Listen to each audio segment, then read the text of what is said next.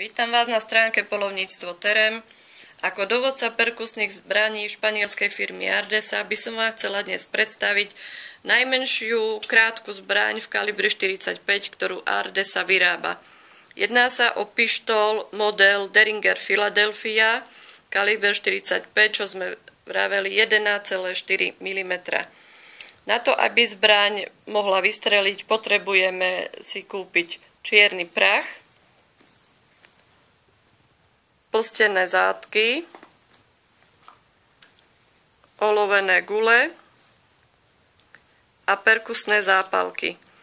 Na to, aby sme zbraň naplnili, tak potrebujeme najprv dať dávku čierneho prachu, potom dáme zátku, olovenú gulu a na pistón nasunieme perkusnú zápalku, štvorku. Potom je zbraň pripravená k streľbe.